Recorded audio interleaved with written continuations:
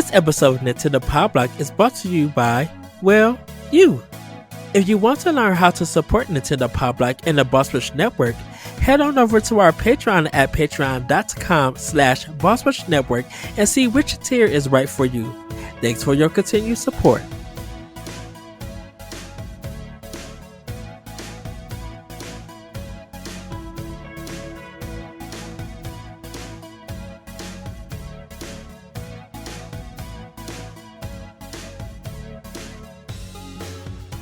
Hello everybody, welcome to Nintendo Pow Block here on Boss Rush Network. I'm your host, and I'm excited, and joining me is the one, the only Bossman himself, Mr. Corey Derrick. Hello, good sir. Hello, Edward. Happy, what day is it? Sunday. Happy Sunday. I'm all thrown off because I'm off tomorrow. Sort of, technically, but still have to work tomorrow. Anyways, hi. Hello. Hi. Where's the energy at? The hotness. I'm really sore and really tired. And I have show and tell though for later. Yes. We'll do it later. And everybody, she is back. This icon, this legend, this queen, the sophisticated Miss Stephanie Klimov. Hello from the Boss Rush podcast and so After Dark. Happy to be here. Yes. I'm very excited. How are you? I am tired and sore as well. Probably not as much as Corey because he had to mow the lawn and I didn't. But that's all fine because I'm here with you guys. So, yay! We're all here. Hopefully everyone had a great Memorial's Day. I kind of had a situation earlier this week. When don't you have a situation, Ed? Well, I had a nosebleed, and right, the one I told you to go get checked out. Yes, right, and it healed up in 2 days. I didn't really have to. I had to just get some Afrin. 2 days? Because 2 days. It should heal instantly. I spoke to my pharmacist and everything and stuff. So she was just like, it may take a couple of days and stuff. So I had my Afrin. I made sure my nose was clean. I sprayed it, and then just let it do its work. The Afrin did help because it clogged it up for like 12 hours. And then I would get up, clean it out again, spray it just in case, and then. Yeah, by Thursday, I think it was Wednesday. It stopped. So it's good now. Nothing to worry about or anything. So I'm glad you're feeling better. There's nothing more shocking and a little scary when all of a sudden blood comes gushing out your nose. Yeah, it's like my first nosebleed, and it just happened out of nowhere. I'm like, what the heck? So, yeah, I was just not in shock, but just like, where the heck did this come from? And so, because when I felt it, I thought it was snot and everything. So I, mucus, and I went and like cleaned myself, and there was just a whole bunch of blood. I'm like, what the heck? So yeah, but everything is good. I knew a guy in high school whose nose would bleed like every other week. He would get a nosebleed. Wow, really that sounds like a really low quality of life. Yeah, well, yeah. I don't know. I think he's fine. He's fine. He's alive. I think he has kids, and I don't know. I stopped following up with a lot of people. It's okay. Yeah. Nintendo. Mario gets nosebleeds, right? Yeah. But, I mean, there is Dr. Mario, so. Oh yeah. So. Well, how about we get into some housekeeping, you guys? If you want to support Nintendo Pow Block and the Boss Rush Network, you can head over to our Patreon at patreon.com/Boss Rush Network, where you can get our supplemental show, Expansion Pass, 2 weeks early and ad-free, and other perks like early access to other podcasts, voting rights, and more at the tier that's right for you. Again, that's patreon.com/Boss Rush Network. To let everybody know, for Expansion Pass, there has been some episodes recorded. Hopefully you guys will be. Yes. I have I have two solo episodes, and I have a special guest episode.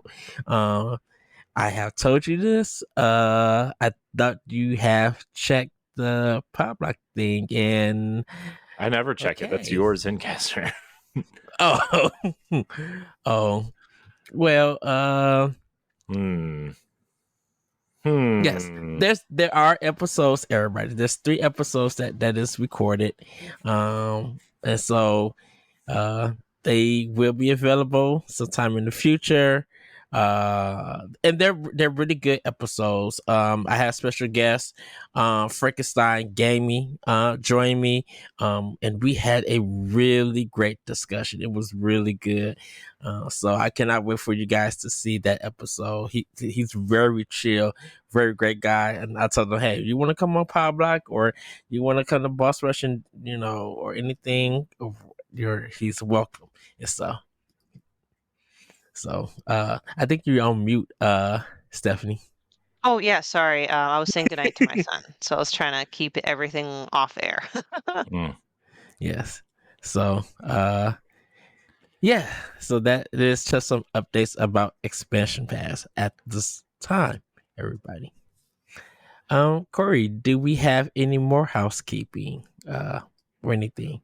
I mean, we have a couple spotlights coming out. When the day this comes out, Stephanie and I will have done a spotlight with Astral Clock Tower Studios. We have the Joe Telesque Guardians Mental Health one is out already, so you can go check that out.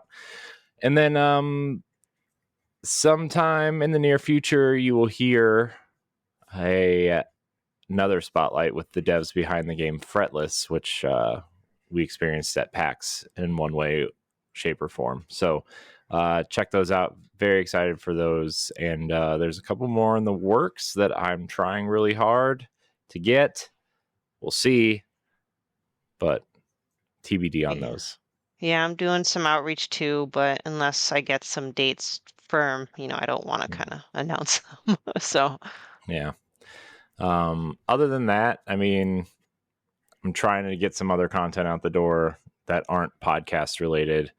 Also, the Destiny podcast I co-host is hitting episode 200 this week, and we're doing it live nice on Twitch and YouTube, so you can check that out.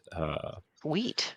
We are doing a bunch of giveaways. We're doing a bunch of prizes, and community is going to join the show, and it's going to be interesting. So I gotta get that all up and running sometime in the next 3 days, because I haven't started testing anything yet, but it'll be okay. I can figure it out. I dabble. But yeah, that's kind of what's going on right now. So yeah, I have 4 unboxing videos I need to edit, and I have like 10 more to shoot. That's what's causing me like so much quote unquote delay for me starting my Let's Plays is I'm so basic with my editing skills. Like I have the tools technically. I have my webcam, I have OBS, and I have DaVinci Resolve, but it is so overwhelming. I did a test run of when they released the free Silent Hill game, Silent Hill: The Secret Message or whatever. Yeah. And it was okay. I mean, I made bare minimum edits to it. So do you really call it editing? Probably not. So I don't know. But that means I really don't edit this show. Very bare minimum editing. I know, like I told Corey this, Stephanie, I'm like, I hope for Xbox sometime in the future or their next console, they'll allow you to stream on YouTube, because streaming on YouTube is very easy. I do my You can stream to YouTube from not Xbox. from your Xbox. Yes, you can. I promise you can. Playing games. Yes, we've had this conversation. Is it easier than PlayStation? Because PlayStation, remember, you have to have like a bigger account. No, you just for PlayStation. it's just I think you go to like the video settings or whatever, Yeah. and then you can just like stream your game straight from there to YouTube. Yeah, It didn't link up. Oh, go ahead. Oh, you have to go into your YouTube settings and make sure all of those things are enabled, though. So it's a YouTube thing. You have to just go into the settings and flip the switch that says, yes, I do want to stream. Yes, I do want my videos to be longer than 15 minutes. Yes, I do want to hate YouTube forever. I don't know. All right. Because like I stream Gree on my YouTube channel, so for my PS4, so all of that is there, and it was just so easy to do. Okay. And everything. See, I just suck. So I don't know how to do anything. Right, I didn't know you could. Guys. Yeah, I just thought that. Yeah, for YouTube, I just for Xbox, I didn't know there was like an app or anything, because like I know PlayStation made it easier, but I like because I want to stream games to the YouTube or to YouTube with my Xbox. Mm-hmm. Yeah, I mean, I'm in the process of figuring all that out, so there will be extensive notes for everyone once I figure that out. Yeah. I mean, I know how to do it. I just have to do the other part, which is the annoying part, which is turning one of these Mac machines into a Windows machine. And I don't want to do that because it's annoying and stupid, and I don't have the right mouse and all these kinds of things. So, Yeah. you know. All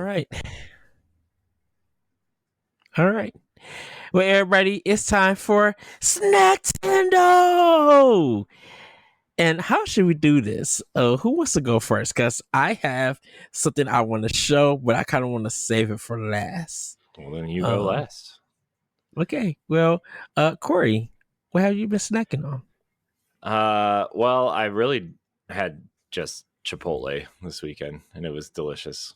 But it was like the best Chipotle I've had in a long time, and our Chipotle kind of sucks. We got.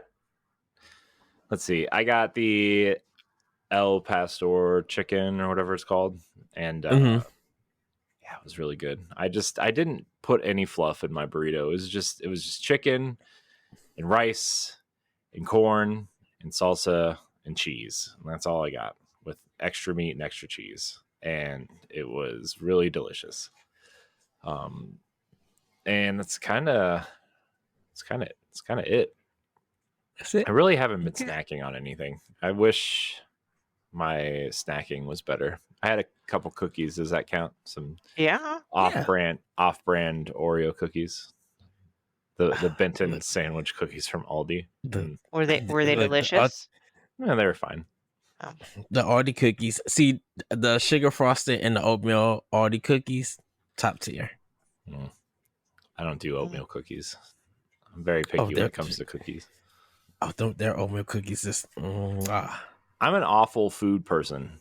I'm extremely picky because I'm a loser. So,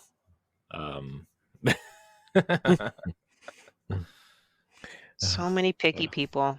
I know. Well, speaking of picky people, I am surrounded by picky people. So I was lucky enough to go out with a friend that's not a picky eater, and me and my son went out with them, and we went and got pho.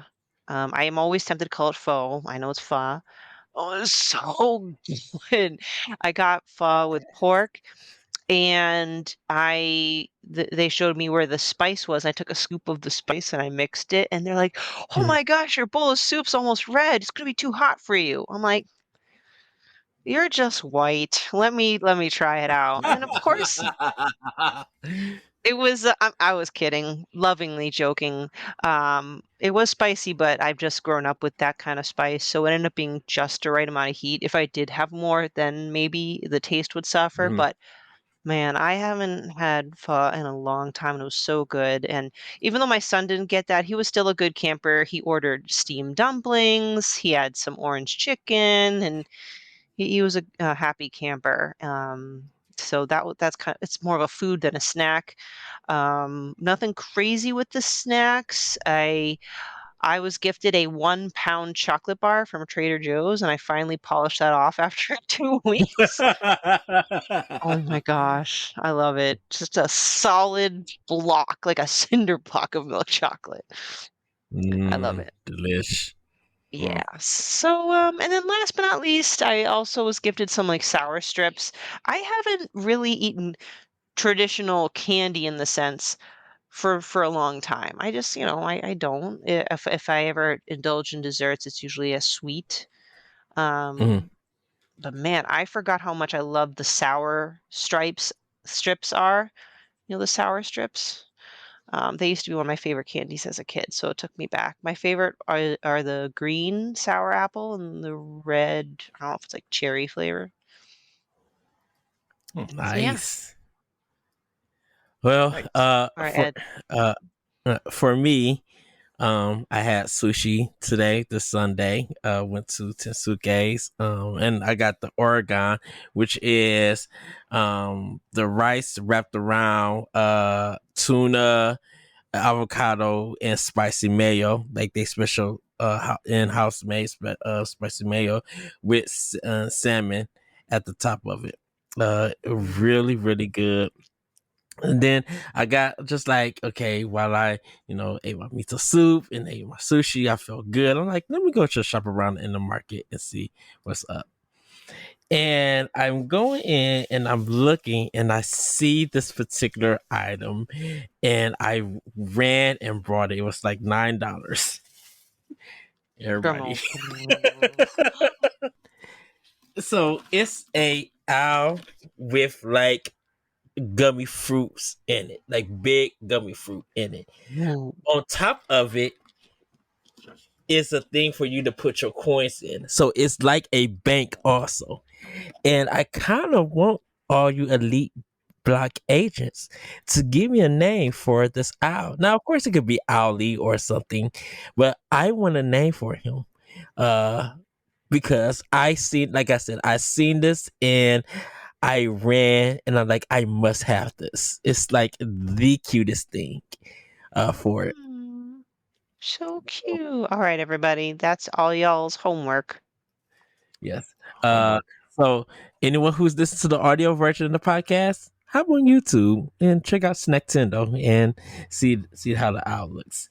I got some Pokemon cookies with Ooh. in it. Of course, I got some Pocky with the banana chocolate flavor. I love those. Yes. I got some Pokemon with Captain Pikachu. These are like some juice kind of trappings with flavors. Juice. I got the Koala March, the regular one, the vanilla with the chocolate in it. I love those. Ed, where do you get all these nice snacks? They're at a Japanese market in close to Chicago. In it. And then I have this thing called Caplico. It's strawberry and chocolate. And everything. And it has like a ice cream cone with strawberry running to go get the chocolate, and then in the back it shows you like how they made it and stuff. So Dude, the Japanese have some of the best snacks, but also B, the cutest snacks. And then last but not least, I got some caramel pudding. That's like in this nice glass. So it's really, really good. I cannot wait to eat it and for it. So pretty much that's it. Oh, my one of our associates on Saturday brought Dunkin' Donuts for us, and she got me my jelly donuts with sugar on top of them, not the powder one, and then my Boston cream donuts. It was so good, and accidentally I dropped some jelly on my Boston cream, so of course I still ate it, and it was delicious. Mixing their jelly with the Boston cream, I'm like, oh, this is a good mixed combo. I'm like, I need more of this. So, but yeah, but pretty Ed, much you're that's making me what I've hungry. been snacking on. Making me hungry, man. Yeah. So yeah, that's pretty much what I've been snacking on. You know what I have to make, Ed? I'm gonna have to bake Ed my Boston cream pie cake. Yes. Find a way to ship it over. Yes. So, But everybody, that's what we've been snacking on. It's time for Playing with Power. So, guys, how should we do this? Because we all been playing one particular game. Should we wait to the last minute for it, or how do you guys want to do Playing with Power? Is this the ironically not Nintendo game? Yeah. Yes. Yeah, I think we should just talk about what we're playing first, and then we can all have a Hellblade discussion. Okay. Spoilers. That's the thing. Okay. Well, I'll go first on this one. I've been playing Paper Mario Thousand Year Door.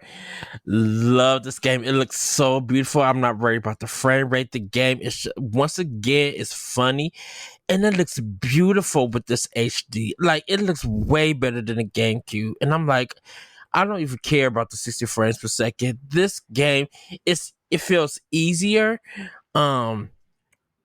And it's just like more detail. It's like it's so polished, and it really makes me think of the Paper Mario game that came on Switch. Just like it's so good and it's so funny, and I'm putting 1,000 hours in it. And once again, Nintendo and the soundtrack is a banger. The soundtrack is so good. I'm just like, oh yes, I love it. I bet the color pops on the OLED screen. Oh yeah, it does. It does. Sorry, I didn't mean to cut you off. Oh no, you're right. You're right. Ghost Story is another game that I'm playing. I'm making some more progress in that, and after Image, when I playing that on Switch again, I'm finally finding some new things. I'm still trying to get this particular door open so I could be able to beat more of the game. But other than that, that's pretty much what I've been playing. I did also pick up Hurricane Chronicles for Switch, but I am waiting for the update for Switch, the patch, because they said that it's a mess playing on Switch right now. And once the patch comes, and it fixes some bugs and things, then it should be good to go to play. So, that's what I'm playing with Power. And then our discussion for Hellblade 2 will be what I'm also playing. Stephanie, what are you playing with Power? So I unfortunately was not able to start Paper Mario because I don't know if I pre-ordered it too late from GameStop, but it hasn't even shipped yet, and I ordered it on Thursday. Pre-ordered it on Thursday. Ooh. Wednesday or Thursday. So I'm really upset. But that's fine. Technically, I should be finishing Ghost Trick Phantom Detective first because that's the game that I'm playing on my Switch. Yes. Yes. I ordered the physical from Play Asia, and it's been sitting in my backlog. And other than the month of May, this has been a backlog year for me. So I finally got to Ghost Trick. And again, it's one of those things like, man, I'm really glad I kind of joined Boss Rush and I'm in the podcasting community so I can learn about and go back to these games that, I hate to say it, like mainstream, quote unquote, gamers, quote unquote, might not know about. I love it. It is so endearing. I love the personality of Sissel, and I forgot the girl's name, the redhead. She's my favorite. She's like one of my favorite female protagonists now. She's just so sassy, and I love it. And they keep the mystery going, and the play mechanic. It's different. It's puzzle focused, and normally I hate doing puzzles in games. I just want to enjoy a story, but it's just done so in a way where it's enjoyable. I love the art style. It's colorful. I'm just having a grand old time. I think I'm near the very end, like the climax. So I'll probably finish it by the end of Memorial Weekend. And If you finish the submarine area, then you're closer to the end. Submarine. Oh, okay. Maybe because I you know how you go by time? I'm at like 10:55. So I thought I'd be kind of close because don't you have till like midnight before you disappear? You do, but there's different levels at that time. Oh, At those same times that you're doing. And so once you get to this kind of level, everybody, I brought it and beat it on the DS. and it's from the same team that did the Phoenix Wright, using this rotoscope graphic style for it, and it's in the same vein as like Hotel Dust 213, where it's like this game is so good, but it's such a niche game because so many people didn't pick it up and play, and it's been years that game has been out. So now that when Capcom brought it back and everything, hopefully people get a chance to go play it because it really, really is good. It's so funny, and it's one of those games that's so different that no other developer or publisher has even done this art style. Ghost Trick is the only one that has done it. Well, and some people might say, well, what about some of the adventure games like Out of This World and stuff? I'm like, that's different than what they did with Ghost Trick. So now, was this a port or a remaster of the DS, or is it a? This is a remaster of the DS. Yeah. Well, so it's thank still you, the it's still the same. Capcom. I almost said Comcast. Thank you, Capcom, not Comcast. So even though I haven't finished it, I do very highly recommend if you just want a fun time, something different. Honestly, it's very refreshing. It is different. It's very enjoyable and easy on the eyes. So there you have it. Yes. All right. Corey, what have you been playing with Power? Well, I popped in Paper Mario just to say that I popped it in. It is very beautiful. I haven't gotten far enough in to even remotely have any sort of opinion, except that it's a pretty game. It's been what else was I playing? Oh, I'm still struggling through Final Fantasy VII because why are you doing this to yourself? Because I hate myself. I just it's to the point where like I keep putting it off, and then I'll play like a half hour of it, and then I am like slowly, my brain is just deteriorating rapidly, and I just am forgetting how to play it. So like now I'm just at this point where like anyways, I'm trying. So been playing that. What was the other game I played on Switch the other day?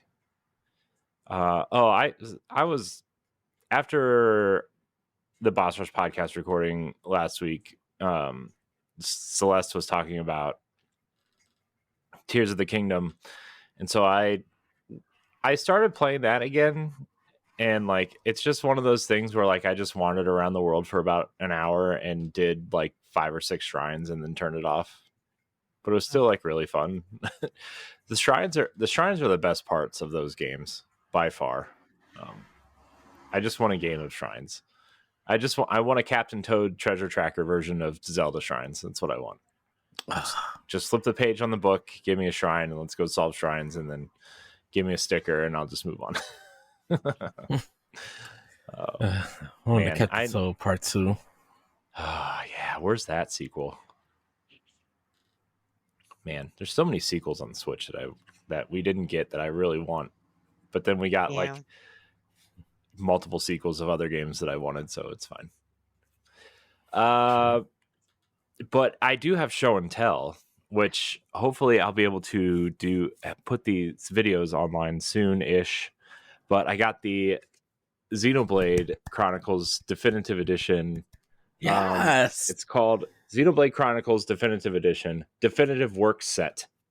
And that's so awesome. It has the game, but it has a massive art book inside too. So I got that. And then the other thing that came was the Fire Emblem Three Houses collectors. Yes. The Seasons of Warfare edition is what it's called.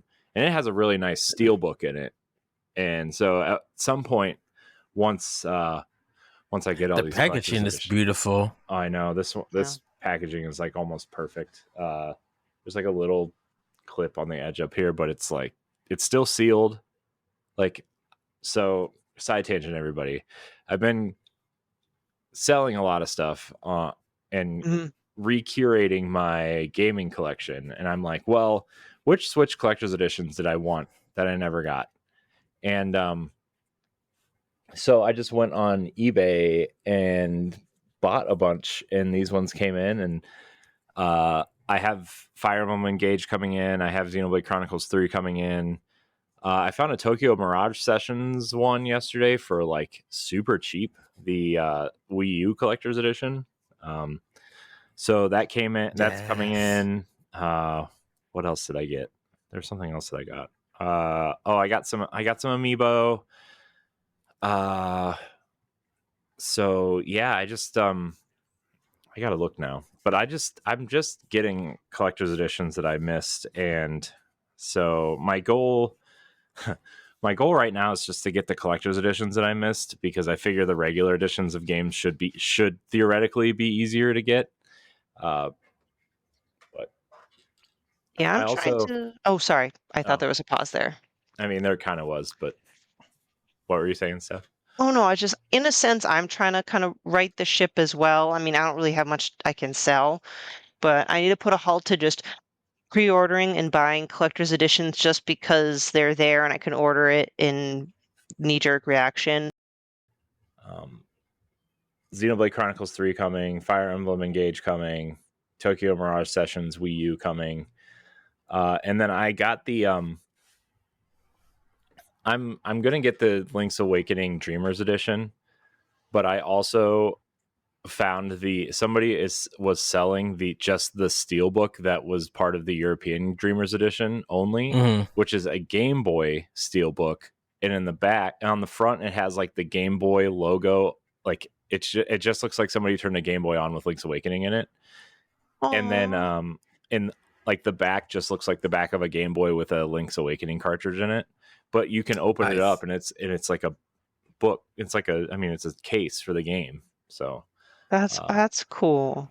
yeah, and it was fairly cheap. It was $30, Oh, that's not bad. which is like, A lot. yeah, okay, maybe for a steelbook that's expensive, but I mean anybody who's Actually, a been lot of listening to the steel show, books are like that price. yeah. But I mean, anybody who's been listening to the show long enough knows that Link's Awakening was my first Zelda experience, and it's also like one of the only Game Boy games I have complete in box, and so I thought it'd be cool to have that. Listen, man, you can't really put a price on what game means the most to you. And not only that, it doesn't sound like your typical steelbook case. It's a pretty sick design. Yeah, it's pretty cool. So I have that stuff coming. I also got the Xenoblade 2 amiibo that I was missing. Yeah. Yay. I'm really trying to stay focused on games though, like collector's editions of games. But that Fire Emblem statue, the Byleth statue, is like I want to get it while it's coming down in price before it skyrockets in price. Because I was looking at some of the Xenoblade ones and the Zelda ones, and they have skyrocketed. Like the Twilight Princess Midna one last year at this point was like $100, and I was like, okay, well, The $100, statue? yeah. Oh, okay. And now it's like over $300, Oh Wow. no. and I'm like, it's the Midna True Form statue, and it kind of lights up and has like the teal kind of glowing stuff around it. It's super cool. If I had something else to sell, I would sell it straight up for that, or trade it straight up for that. It's, man, Twilight Princess, what an amazing game. That's so good. I bought it. Well, I'm Did you see suffering that? from the massive amiibo restock. I have at least a dozen coming from both PlayAsia and Nintendo, like any Oh week wow, now. nice. Nice. Because they're like all the ones, like the Miis. You know how like there's like three different Me Yeah, people in there. So I got those. I almost got them too, because Nice. like the before that restock, those are like the hardest ones to find, and they're also Mhm. the most expensive on eBay. Shoot. I thought Wii Fit Girl was the hardest one to find. Because when Smash came Now, out on Wii, yeah. when Smash Now, came out on Wii U, she was the hardest to get. what does this mean? Since it's a reprint, would this mean that the original still will be very expensive, and then these will kind of just be not Pro- worth as much? Not that I'm doing it for the money, but I I just mean, try. probably based solely on the box, because the reprint boxes have Switch logos on them now, in the original boxes Yeah. have Wii U and 3DS logos on them. Yeah. So that, I mean, and also like they've reprinted the Animal Crossing Villager like 4 times, so like their faces all look different and the boxes all look different, and it's just remember that was a big deal, Ed, when they reprinted the Villager amiibo and like the eyes were smaller and the nose was smaller, and they just like made the face kind of, they redid the face because the original print had like a huge face on it. Yeah. I don't know.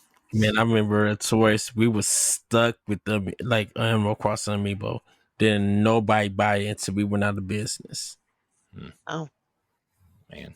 And guess what? Disney Infinities are still only like $3 and $4 on eBay. So I guess you'll never know. Yeah, except for Peter Pan. Peter Pan's like $300 as well. Oh, the lie! It was the last figure manufactured, but it was never released. Okay, yeah. well, that makes sense. Anyways, that's a topic for a different day. But yeah, I'm very excited for some of these things. I'm debating on whether or not to get the Dreamer Edition first or the Xenoblade Edition first. Xenoblade is cheaper. So I might just get that first just to knock it out and have all the Xenoblade stuff. But I say let. I'm like, because I want to see what comes from Nintendo Summer Direct, and if there's going to be a lot of port stuff. That's the other thing. I'm trying to think of games that could possibly be announced. Like the rumors, we're getting another Fire Emblem Echoes game, and so like that's the other thing is like I want to get the Shadows of Valencia 3DS Collector's Edition, and it's relatively cheap too. And I'm like, do I get that? Do I not? Do I wait? Like, but I want to get these before the Direct, because if there's a Fire Emblem game that comes out this fall, all the collector's editions will skyrocket. If Monolith's next game is announced, all the Xenoblade games are going to go up. And so I'm like fighting in my head. Like the Zelda ones are going to be expensive regardless because it's Zelda, right? Zelda.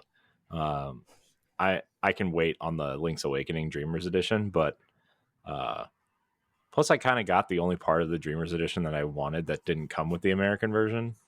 So I don't really know if I need it, but it's Link's Awakening, and I don't know. It doesn't even come with anything. It comes with like a art book, I think.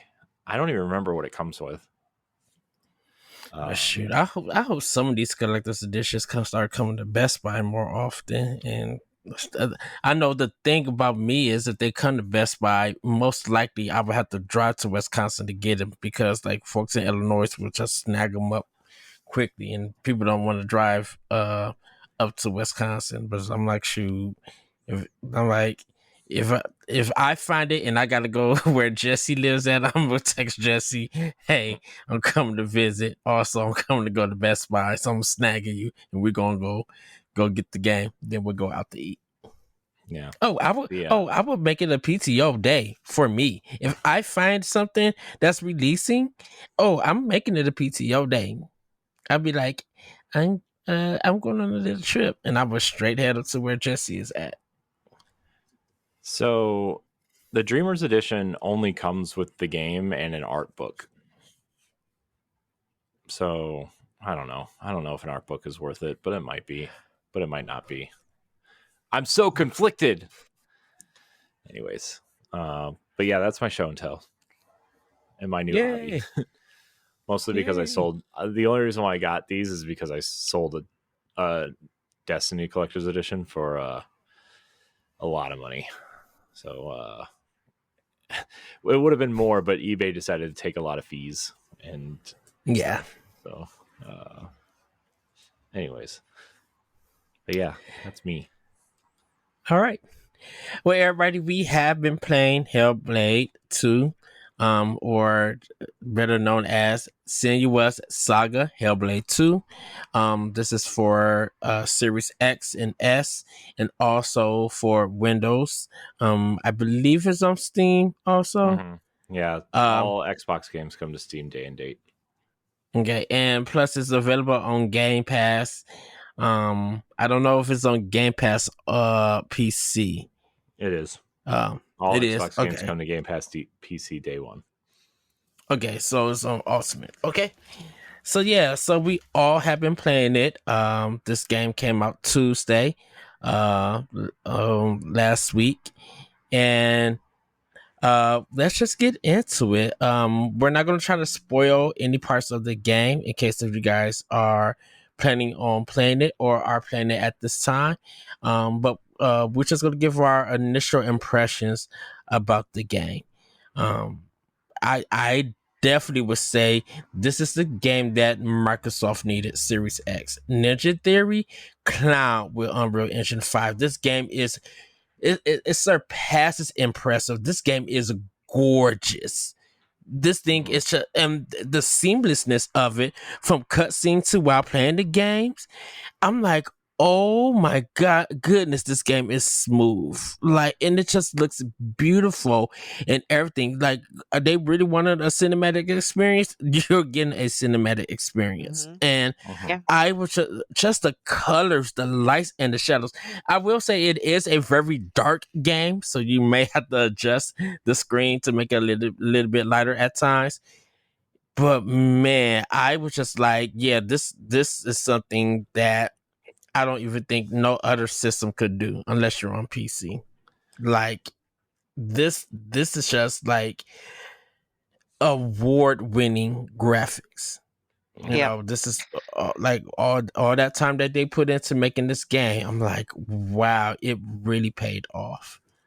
Yeah, I remember Corey saying, I think it was on Boss Rush, it could have been Pow Block, I don't know at this point, where Corey, you said like there was a point where I couldn't tell where the cutscene ended and where I had to move Senua again. That Yeah. happened to me today. I'm like, oh shoot, I'm supposed to move now.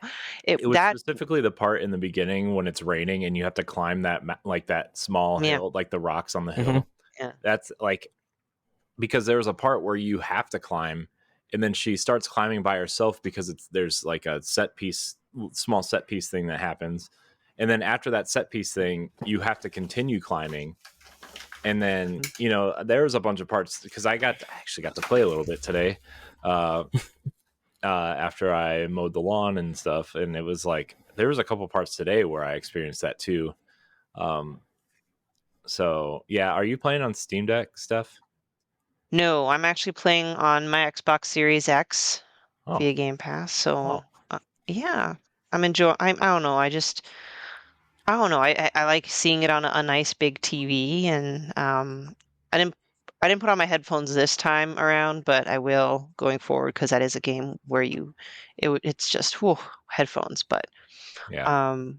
but yeah, second one you said, Ed, as far as like a visual masterpiece, I was incredibly impressed, but it lingered in the back of my mind, like, you know, the people kind of, you know how it says it came out with mixed reviews. The people who weren't down on it were like, "Oh, it's the similar story and the gameplay is the same." I'm like, I'm sorry, you're gonna shit on this game just because, like, I don't know, it carries gameplay traits of the first game. Why don't you rate the game by that game's merits, not how it compares to the first? And it just makes me so mad. And I get it, like maybe you just want them to change it up, but like that's more of a preference thing. It's not speaking to the actual quality of the game, and that actually makes me even more mad at those people that are criticizing it. Granted, I'm probably the least further along, or like just the newest. You know what I mean? Like I'm not that far along compared to you guys, but for what I'm getting so far, I love it. I do like the recap in the beginning because part of my struggle with playing the first game is I had no idea what the fudge was going on. I'm sorry, Corey, I have to edit that. The fudge was going on till the very end, and by then I was like slightly frustrated. Not to the game's fault, I'm just dumb. But with the recap, I'm like, okay, yes, refresher, perfect. Let's go, Senua. Let's get your revenge. Like, really great setup. Yeah, I to your point on some of these people who have negative kind of opinions. I've played the game for probably, now granted, I'm probably only like an hour and a half in you know where I'm supposed to be, but I've played the game for like 3 hours so far, because I'm searching for the lore stones and the faces and stuff, and like I missed one somehow. I missed one and I can't go back and get it, so I'm gonna have to play it again. But which is fine because what what I would like to do is replay the first game and the second game back to back now, and like I would like to like record it and just have footage of it, just to play around with and try to maybe do something with it someday. But yeah, I like where I'm at. I can definitely tell some people have not played past like the opening part of the game when they're criticizing the game, because like I'm like they're like all the enemies are the same. I'm like, I've definitely fought about 6 different types of enemies that aren't bosses so far, and they are all relatively different.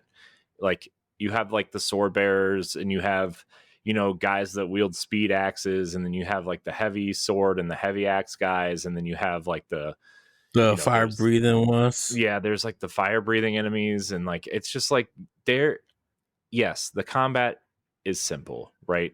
You have your block, you have your dodge, and you have your heavy and light attacks. Okay. And I'm sorry to say, this combat is so much better than the first game. Oh yeah.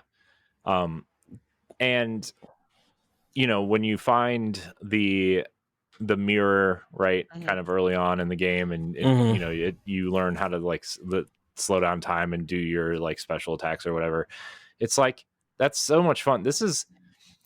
I get it. If you didn't like the first game, you are not going to like this game, right?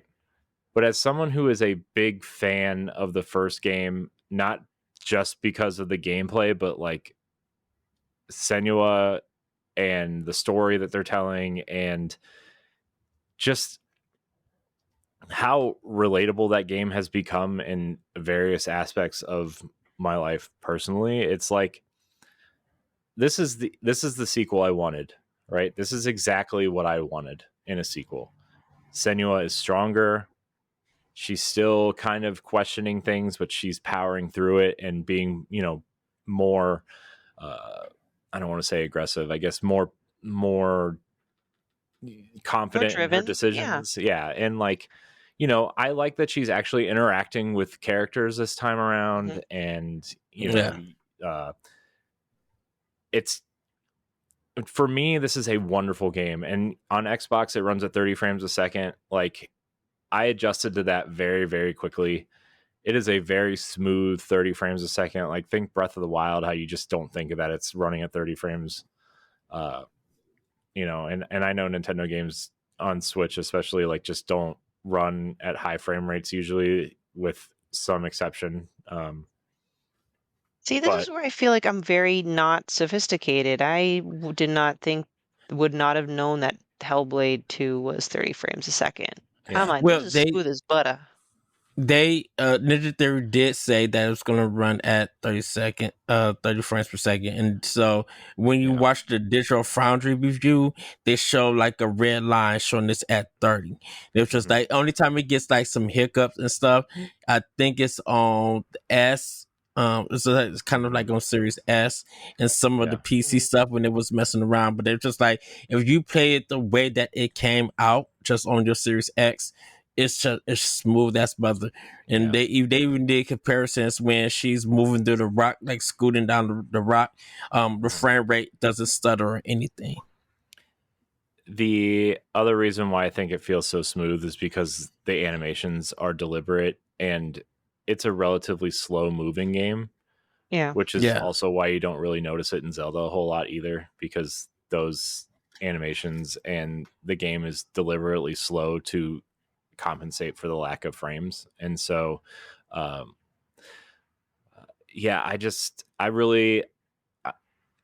love, just from a character design standpoint, I love the way Senua looks in this game. Like, I love the character design in this game. I've taken more screenshots during this game than I had. I think the last time I took this many screenshots was when Breath of the Wild came out. I haven't taken no screenshots yet. It's just, you know, and part of me is like, you should just stop taking screenshots and enjoy the rest of the game, and then come back and, you know, do your recording and do your screenshot capturing and doing, you know, find the lore, like do everything and just experience the game for what it is. But like, I can't stop. I have to show people how good this game looks. It's a very, It's a very wonderful game. The people who like the first game are going to love it, and I don't know. It's hitting me in all the right places right now, and it was that beginning after you get off the boat and after it stops raining, kind of when you're like probably that first kind of cut scene, I guess you would call it, after you get to the village for the first time. It just like really hit me kind of emotionally, really. Like it's just like I can't believe we got a sequel to this game, and it is everything that I wanted out of the sequel so Yeah. far. They brought back some good themes. That first village, a big focus was the past coming back to haunt you or haunt her, so to speak. Yeah. And that is it's very relatable. As much as maybe we don't really relate to her psychosis necessarily, but things that have happened to us in the past, whether it's something we did or something that happened to us that was out of our control, that may have traumatized us or impacted us in a big way, most of us, knock on wood, have been able to get past it. But that doesn't mean that, oh, we forget about it. Like sometimes when we go through something similar or challenging in the future, it'll try to come back in an ugly way. So which relatable. I think with the voice acting is superb.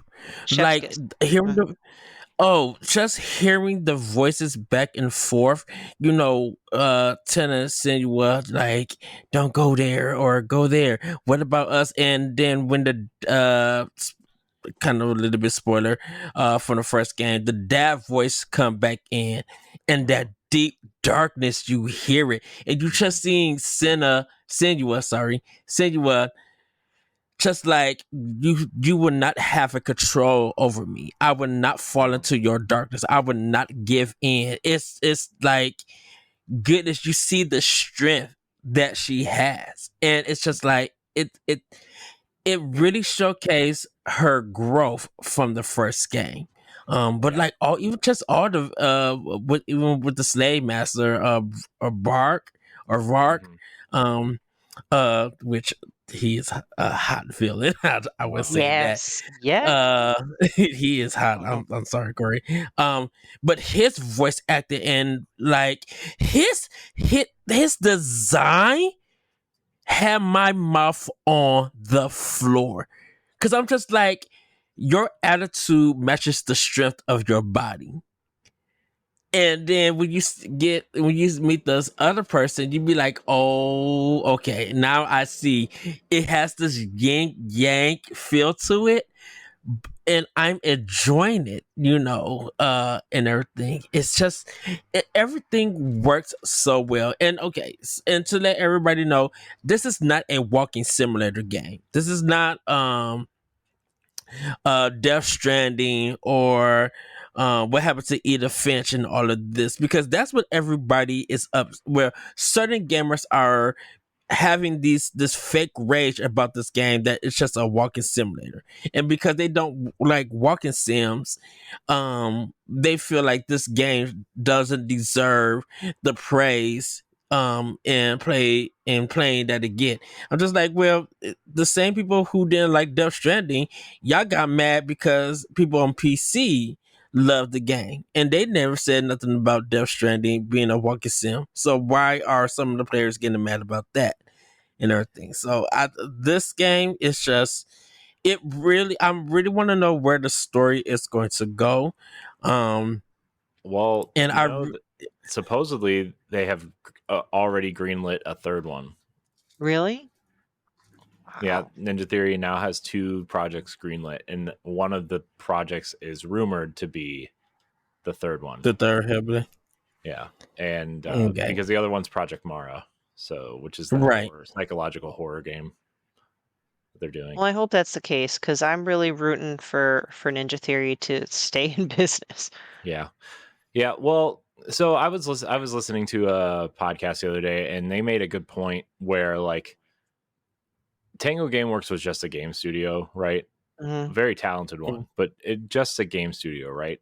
Whereas Ninja Theory has, they have external development tools. They have a state of the art mocap studio. They have obviously mastered Unreal Engine in a way that only I think maybe the Coalition and Epic have probably mastered at this point. And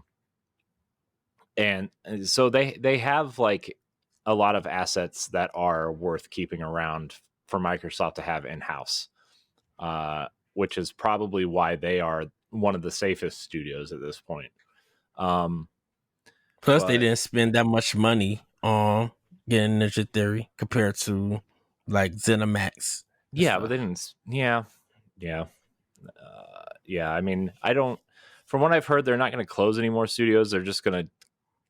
I mean, there are layoffs coming at Microsoft again, but it's going to be more of redundancies than, like, oh, we don't need 75 accountants, we need 10 or whatever, right? So I don't know. We'll see, I guess. But this game just, there were a couple points where I couldn't believe I was playing a video game, and the thing I wanted to point out that you said, Ed, about like the walking sim stuff. Yeah, I actually really like that about the game, where like it is very clear when you are in an exploration / conversation / puzzle mode, and when you are entering a combat scenario.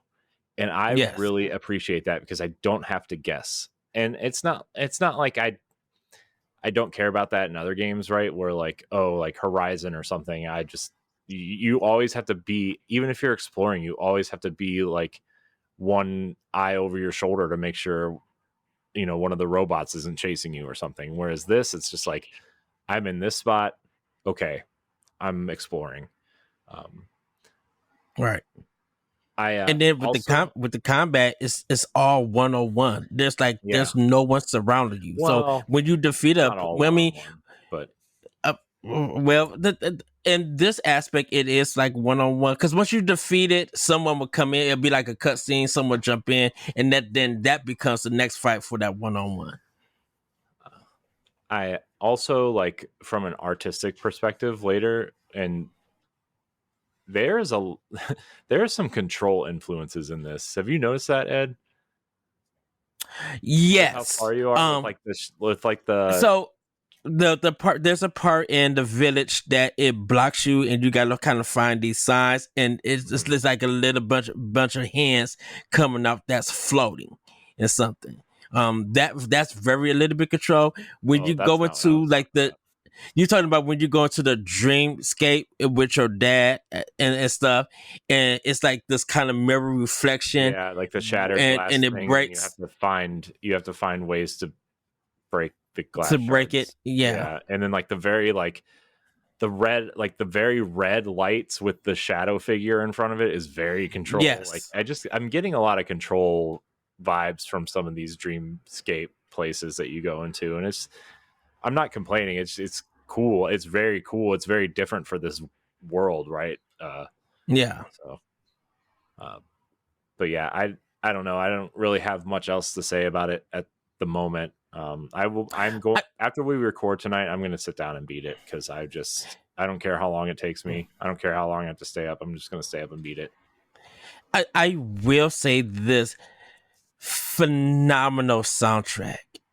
The music is like Ninja Theory was not playing with this game. This money that they got from Microsoft, you see it all on screen. You hear it to the audio. The music is just like, oh, if y'all don't have a soundtrack, or y'all don't get a symphony out this mug, y'all don't get a Symphony of the Goddess out on this game.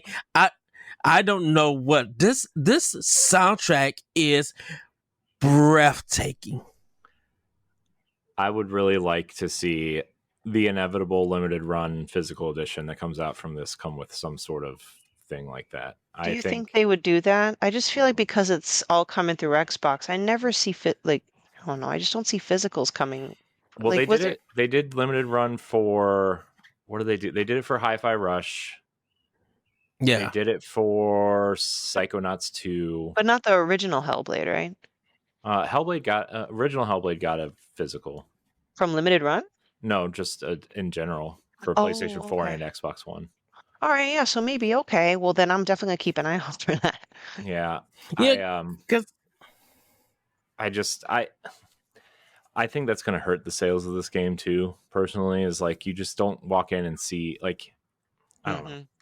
Hmm. The people still go into stores and see games on shelves and look at the back of the box. There are still people Yeah. that do that, Mhm. and I think a lot of the times we all kind of forget that there are quote unquote normal people out there that just don't play a lot of video games and still go into stores and look, and they're like, oh, well, I'm kind of tired of GTA right now. I want something to change up the pace. And so they go into a store and check the back of the box and see what looks Yeah. interesting. And I Yeah. don't know. If they don't go in the store, it's not, and those people like aren't avid followers like on mhm.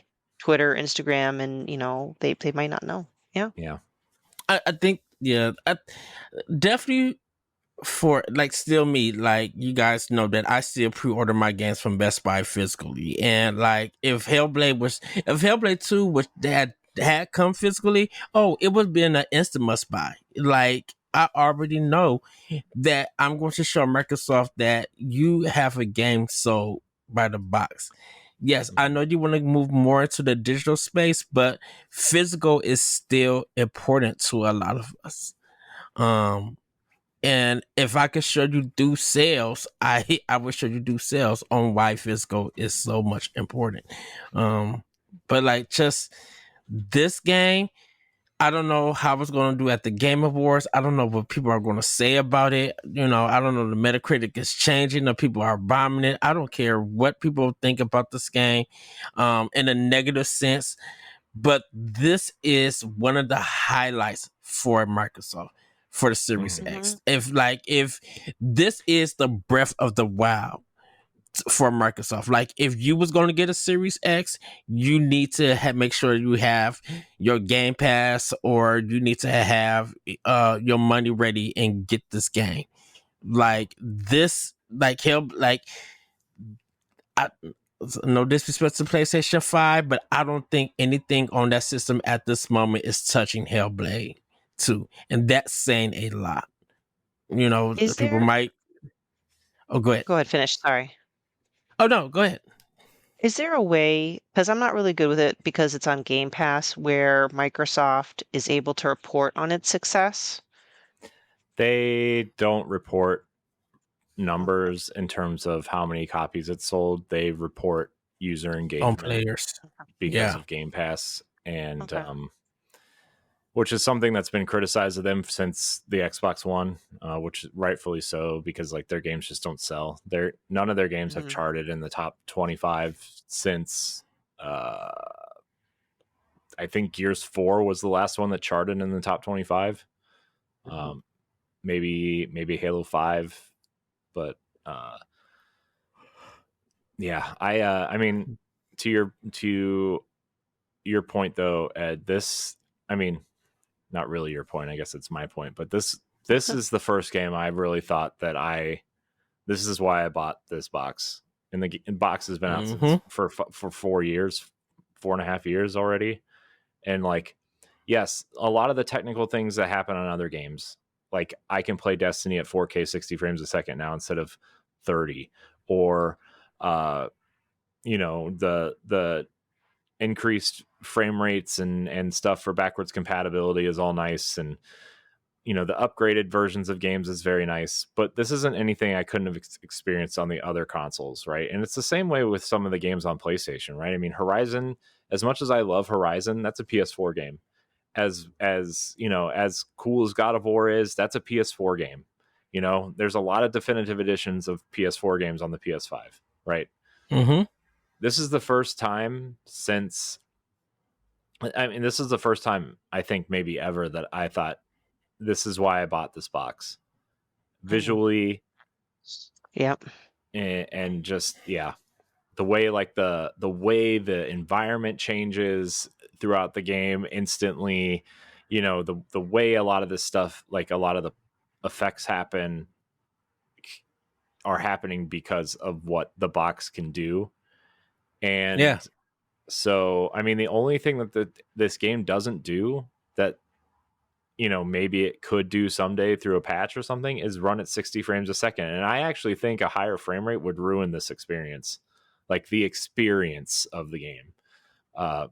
Later on, yeah, if you want to play it at 60 frames because you need to go back through and find collectibles or just play it again to see what the combat feels like at 60 frames, sure, why not? But like, this is supposed to be a cinematic narrative experience, and I feel like a higher frame rate would kind of ruin that.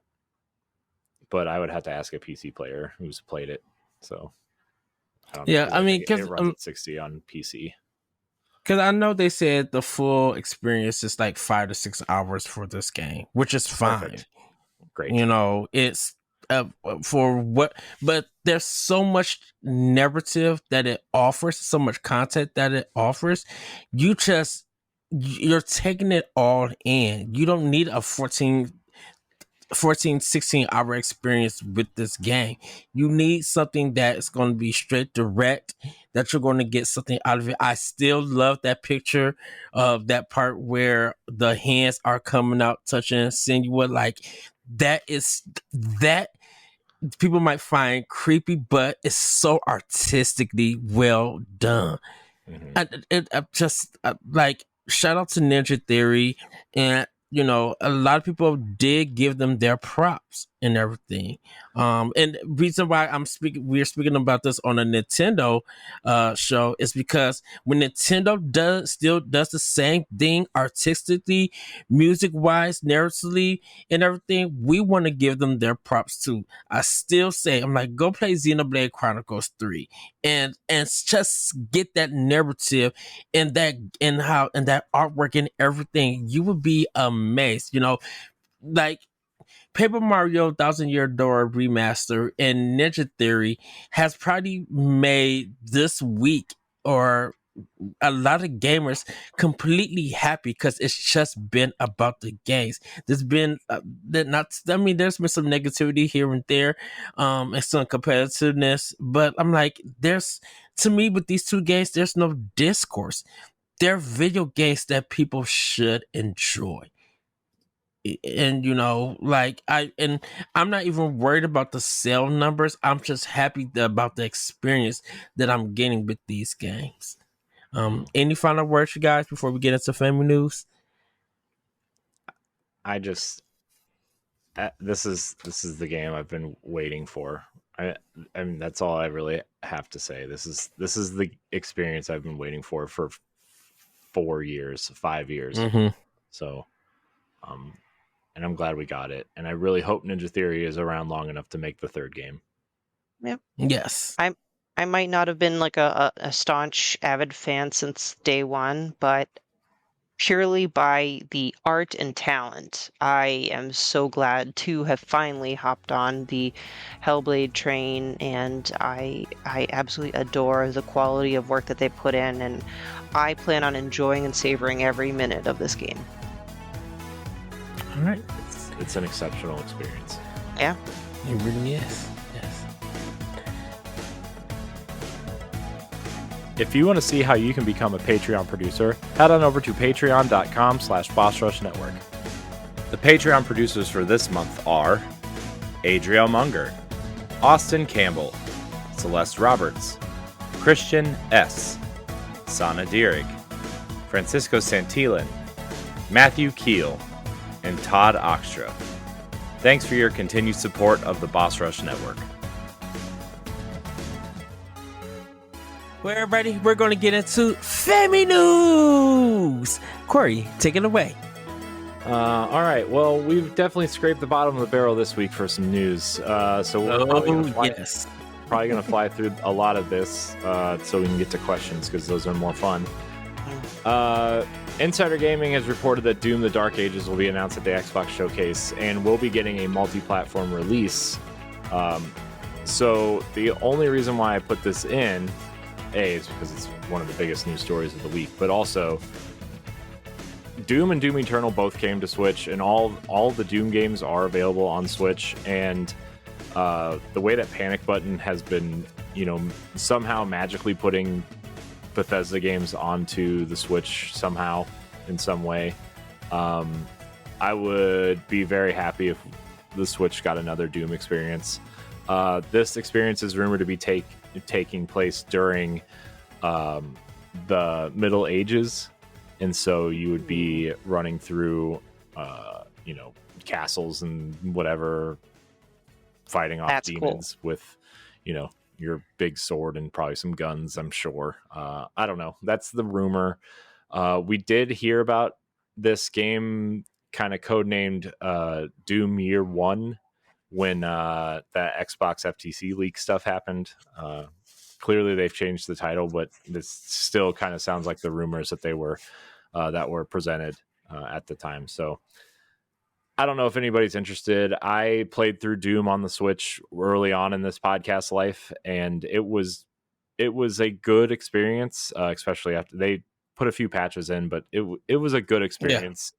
It's not the ideal way to play Doom, but it is a good experience if you want to take it on the go.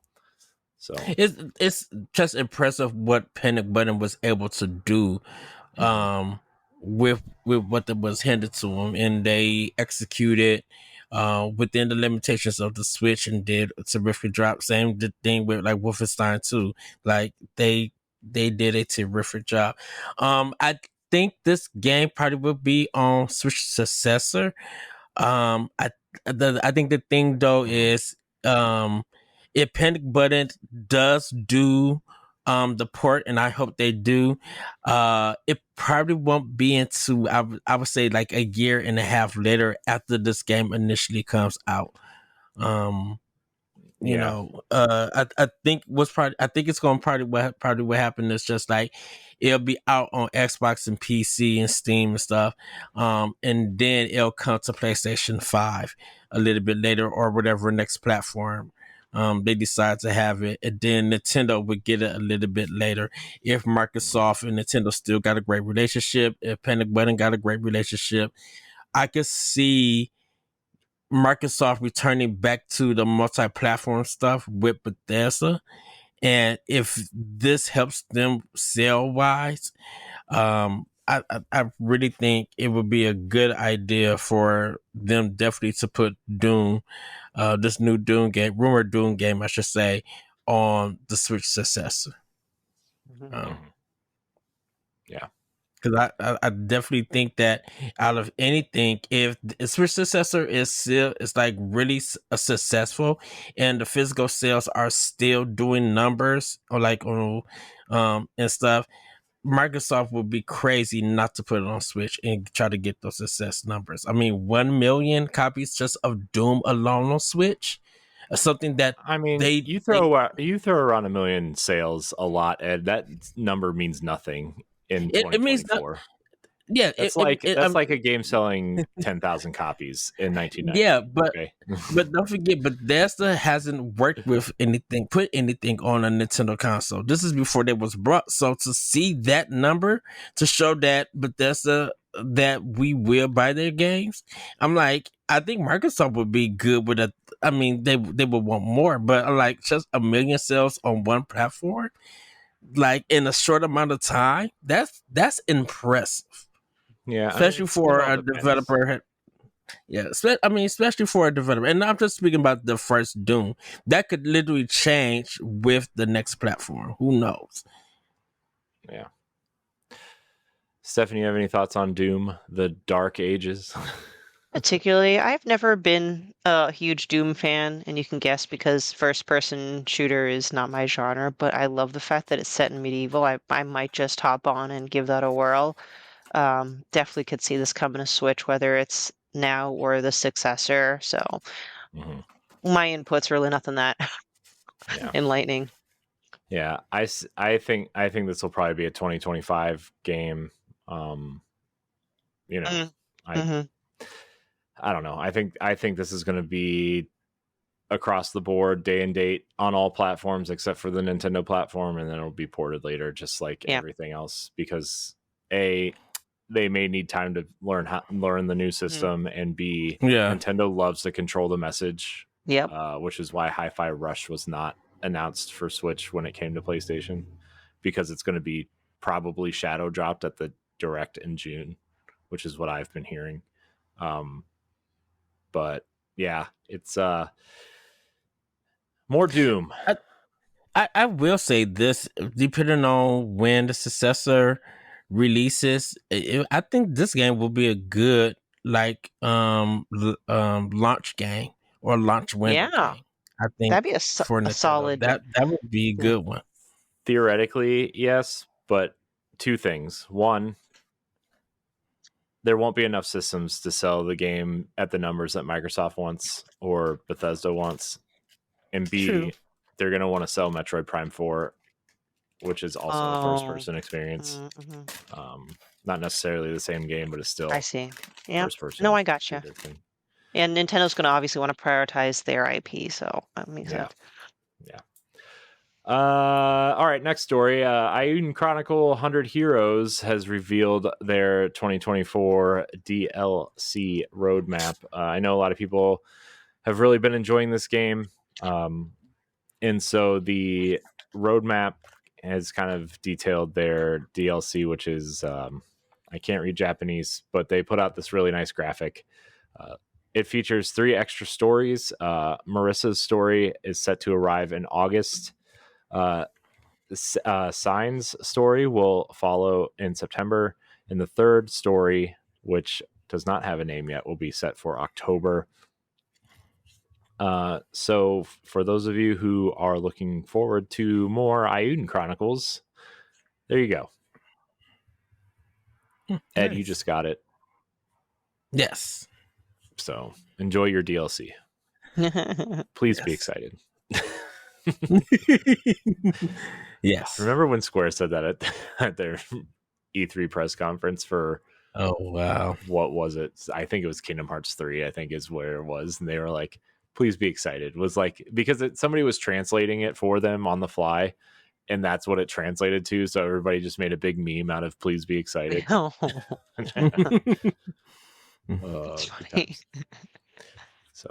I don't know if anybody has anything else to say about Ayuden Chronicles DLC. I do not. Not particularly. Of course, Ed had something to say. I know. I'm excited that it is getting DLC, that they're planning on doing it.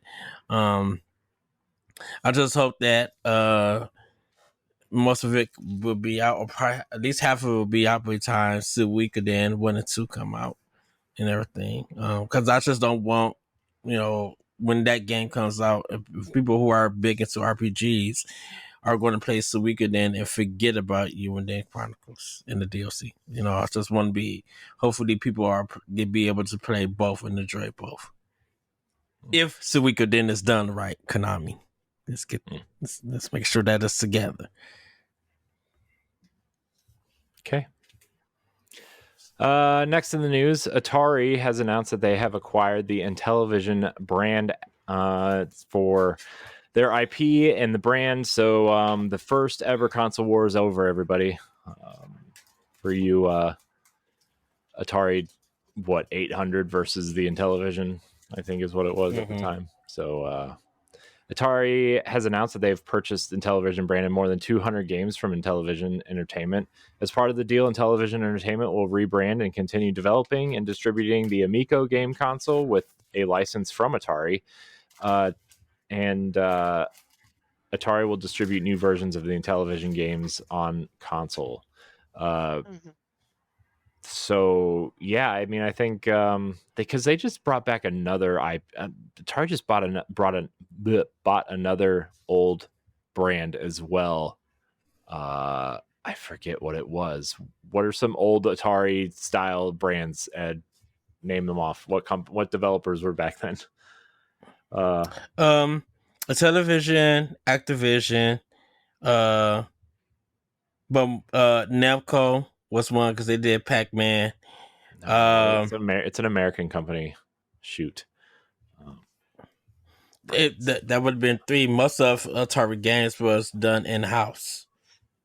I know, but there was another company that developed for Atari. I just forget what it was. Oh my gosh, I forget what it was. Anyways, because they're using it as another type of distribution brand. Oh my gosh, this is really bothering me now. I don't remember what it was.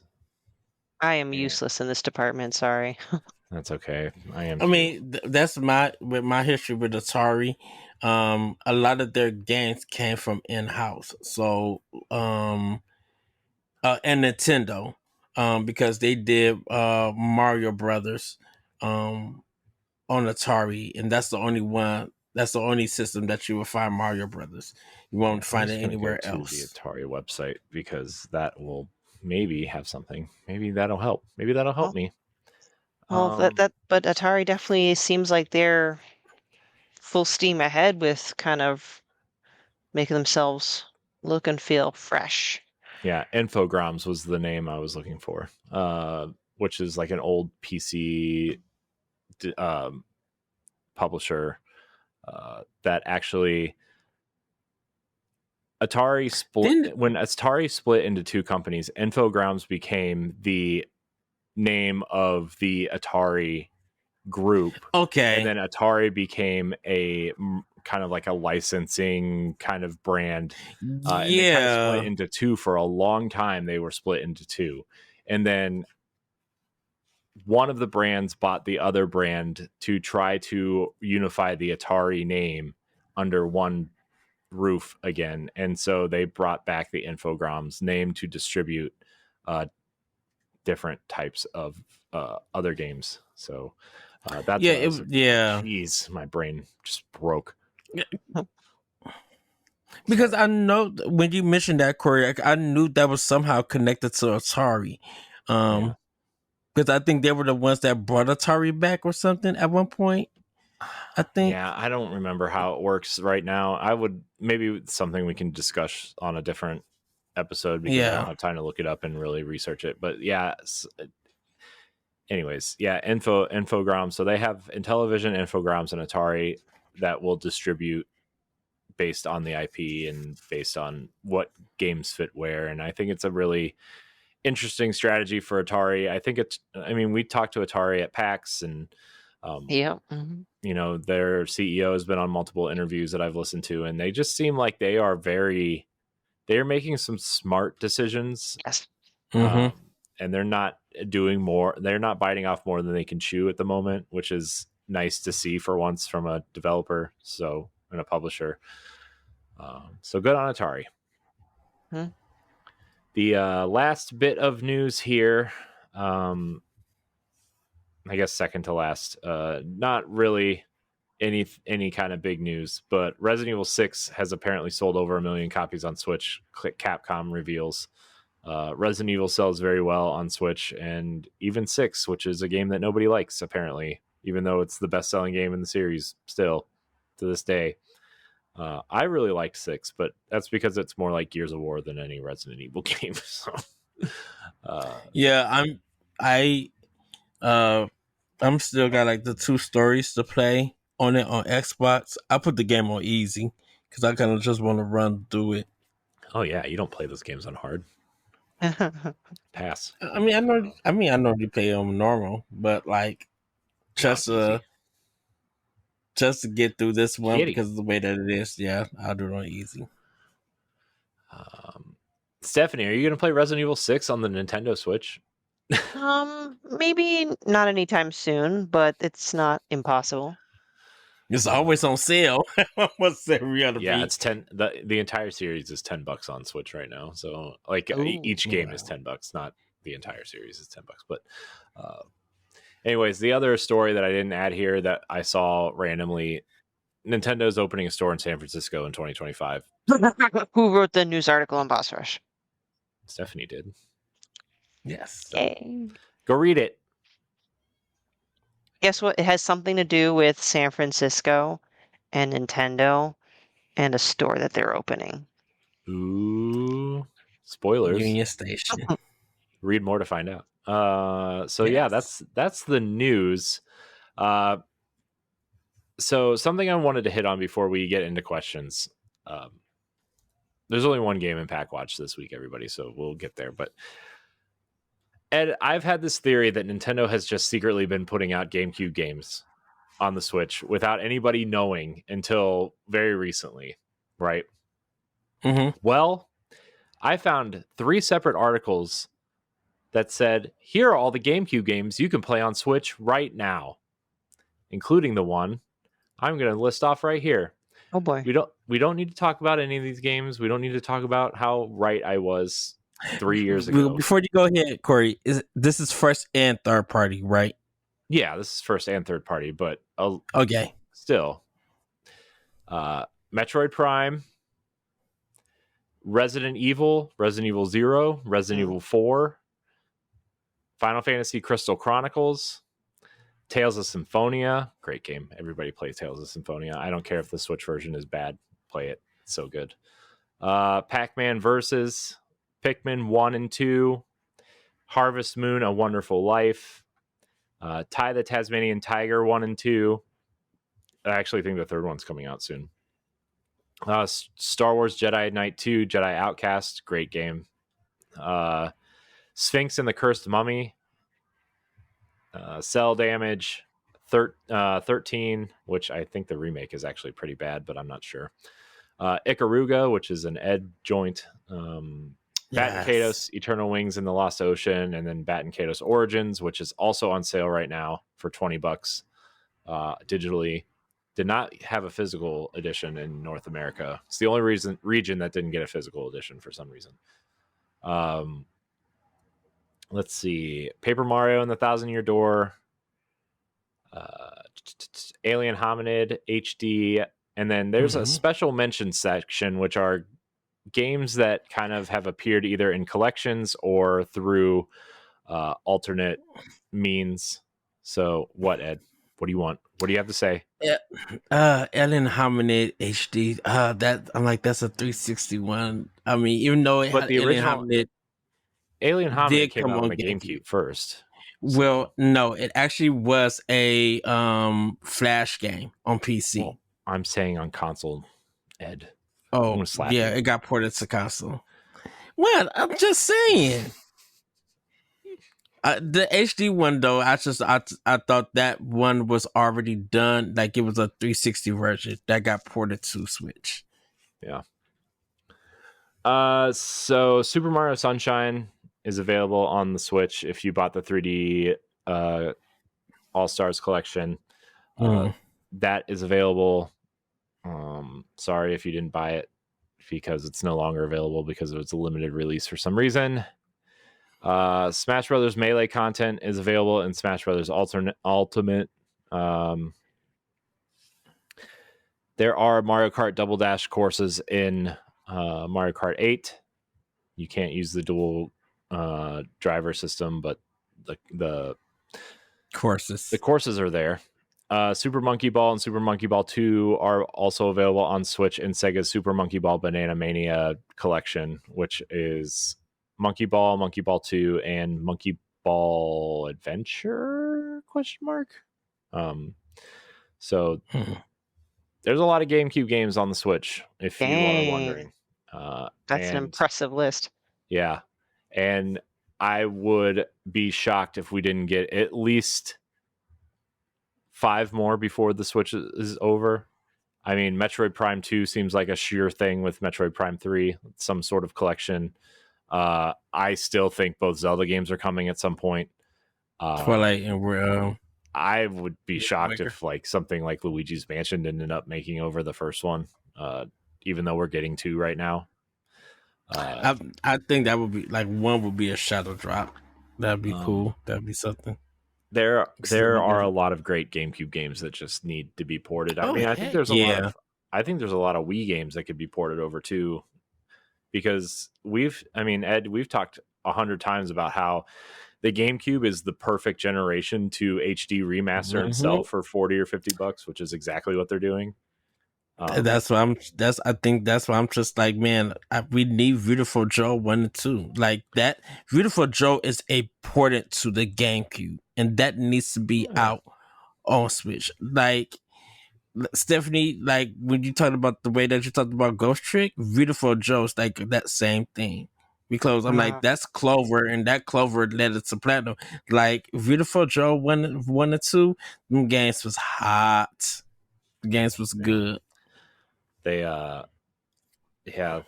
that team, Okami HD is also on Switch, which technically Yep. not a GameCube game, but that generation. So PS2. I couldn't Yeah. get into it though, man. Oh man, just tried. I tried. I It's- really tried. It's so good, though. It's so good. But yeah, I mean, even that and like in the Wii it's the perfect generation to just slap an HD coat of paint on, make them widescreen, and they're good to go. A lot of those games are made with 720p assets anyway, because the GameCube could technically output 720p if you had the component cables in the right setup.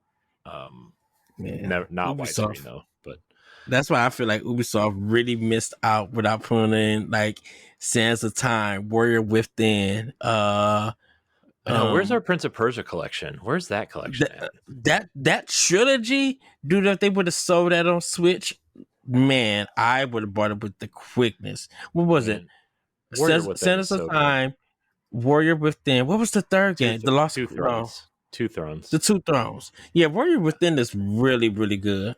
Mm-hmm. And then they ended up making that sequel to Sands of, like it took place between Sands of Time and Warrior Within for Xbox 360 when the movie came out. That was also very, very good, and it didn't sell because the movie bombed and people were kind of over Prince of Persia at that point. Because I think people were still mad at Ubisoft that you had to buy the end of the last game as DLC. But that's a story for another day. Man, I did not like that the reboot, the cell shaded reboot. I did not like that game. I do like the new one though. The one was that the one that was the one that was on PS3 and 360, right? Yeah, the one that was just called Prince of Persia. Yeah, it was fine. Yeah, it was fine. I mean, I would say this: it looked good in motion, like their animation, like graphic wise in motion, it looked pretty good. Everything else was just like okay.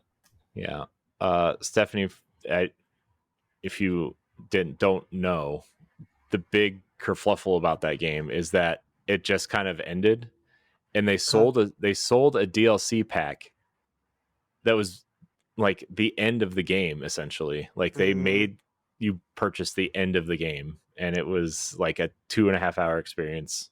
Like the end of the game. I don't know if you should capitalize the ending of a game. Like, I don't think you should sell an incomplete game and then charge for the end, but yeah.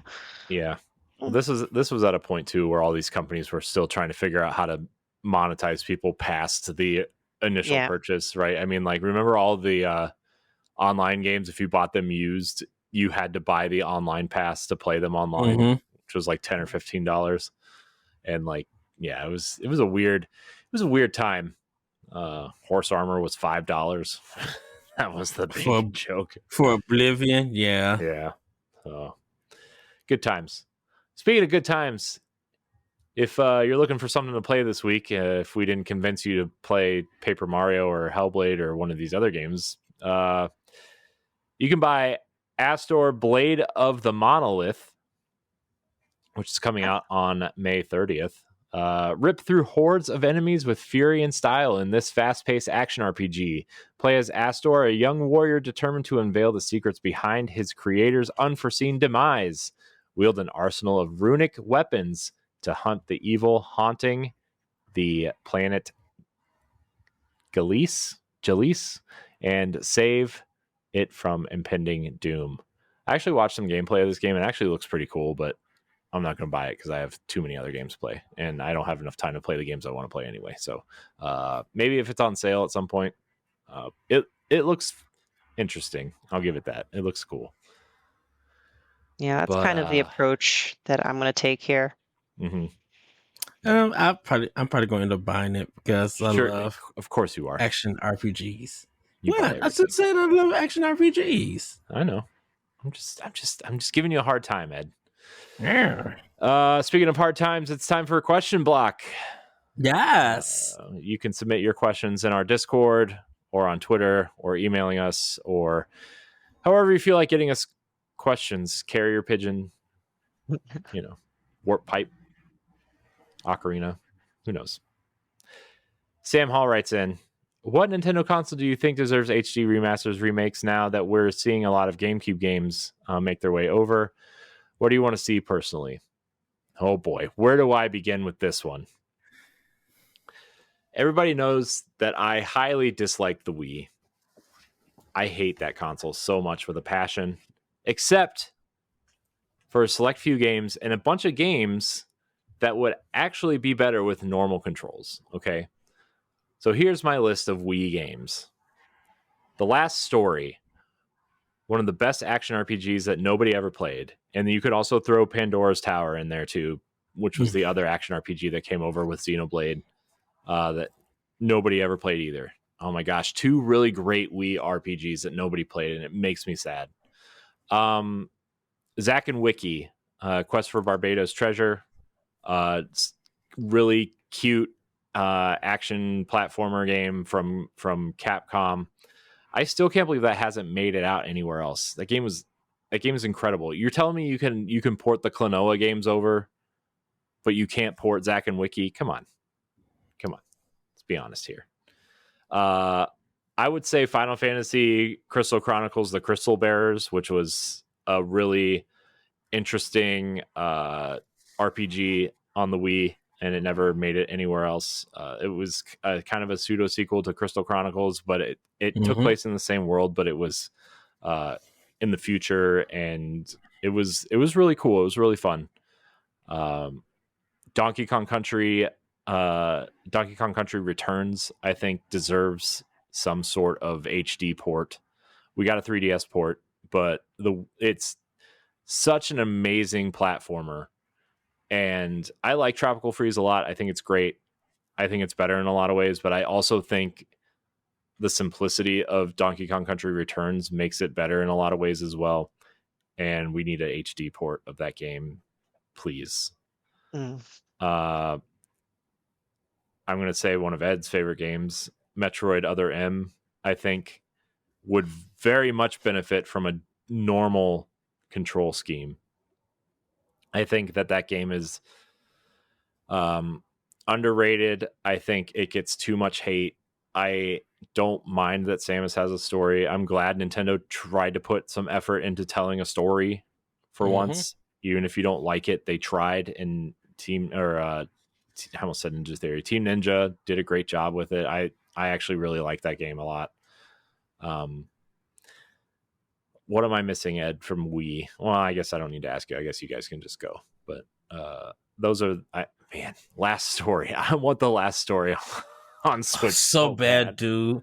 And it's not that no one bought the game. It was so limited in America that if you did not buy it, that was it. Yeah, good luck. There was no now. Dude, I have my collector's edition sitting right there. It's one of the only Wii games I have left because I hated that console. Yeah, it used to be. It's an Atlas style game that if you didn't buy it when you seen it, that was it. You weren't seeing it you just weren't going to see it. It's no stores like.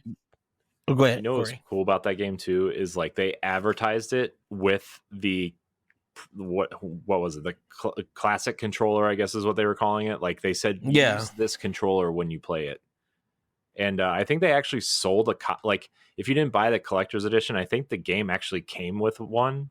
Like if you like, it was like an extra $10 and you got the classic controller with it. Yeah, beautiful cover. Mistwalker, man, I wish more people appreciated Mistwalker. I mean, you look at Blue Dragon, which was like a really great first attempt at their own RPG. Lost Odyssey, that's another game I wish would be ported off of the Xbox and put other places. That is the best Final Fantasy game nobody's ever played. Yeah, and they left it open for a sequel, and they never made one because nobody bought it, and they made The Last Story instead. And now they're making Fantasian, which is a great looking game, but it's stuck on Apple Arcade, and it's like, I don't want to play that game on my phone. I want to play it on the TV or on the Switch or something, that game. Man, I really think Miss Walker they would have thrived on Switch if they would have put their games out right now on Nintendo's console. They would have thrived in sale numbers. I can't believe Microsoft isn't even considering, because they own the publishing rights to Lost Odyssey. They own the publishing rights to Blue Dragon. Like, and they're not even considering putting those games on other consoles, which is a shame, because out of all the games that they have that they should put on other consoles, it's those ones. But Fantasian. I'm going to go back to that for a second. For those who don't know about Fantasian, look it up. All of the entire game is a physical set. Like, they built out the entire world of that game in a studio, and like they did that thing where like they take thousands and thousands and thousands of pictures of the set and they import it into the game, and then they put the characters on top of the set. And so like it's this big physical set that you're walking around with these digital characters, and it's absolutely amazing how good it looks. It's got that kind of isometric arts or camera where like I guess I Am Setsuna kind of does that, and there's a couple other RPGs that do that, but like it's just a very beautiful game. And man, Mistwalker, what a awesome studio that just never.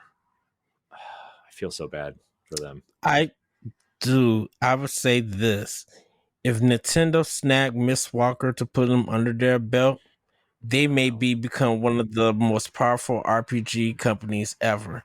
That if you think that because Sega owns Atlas and Square Enix is itself, Monolith Soft and Mistwalker together, they would be in the top 3 for sure.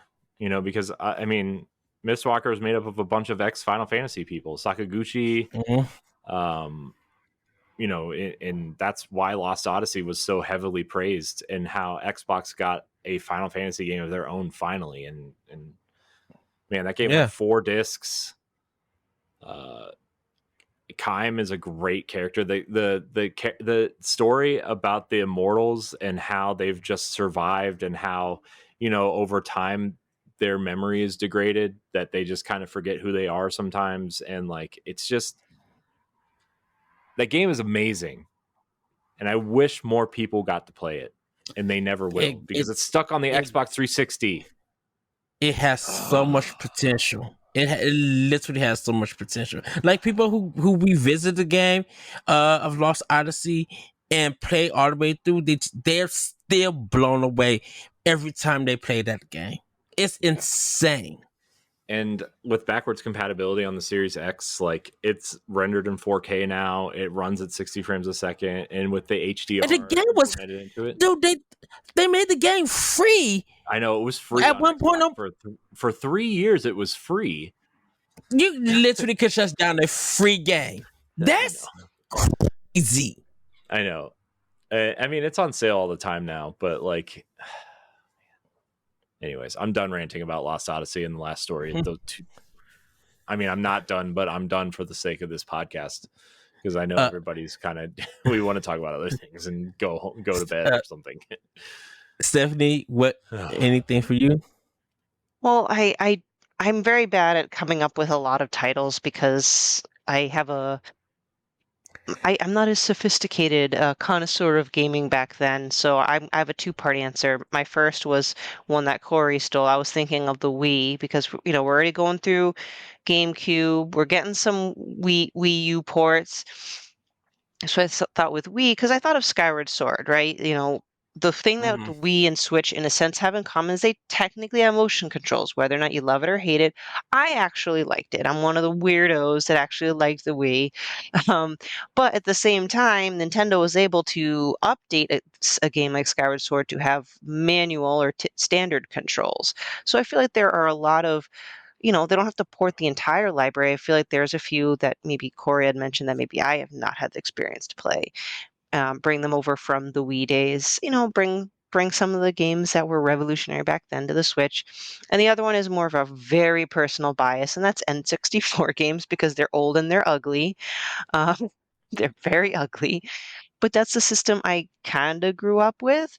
So man, and I know Nintendo would never do that. They won't. Like they won't go that far back. I'm sorry. I know it. I'm willing to bet a paycheck on it that they're not. They did it with Mario 64 though. It's on that 3D collection and it's in HD and it looks like a Nintendo 64 game in HD. That's what I'm saying. Like, okay, other than that, other than Mario, right? Do you like?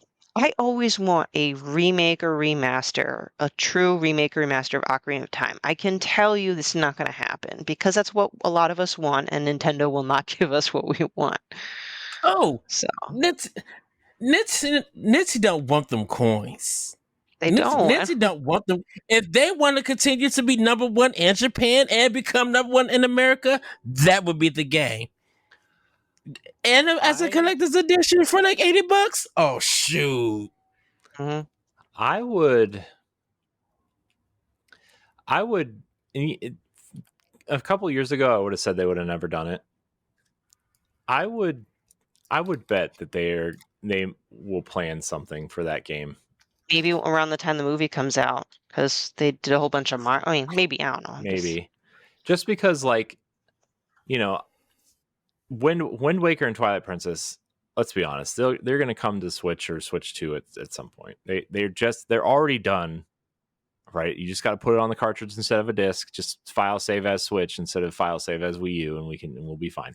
I know that's not how games work. Everybody, relax. But the only other 3D Zelda games that aren't available on somewhat modern hardware are Ocarina and Majora's Mask.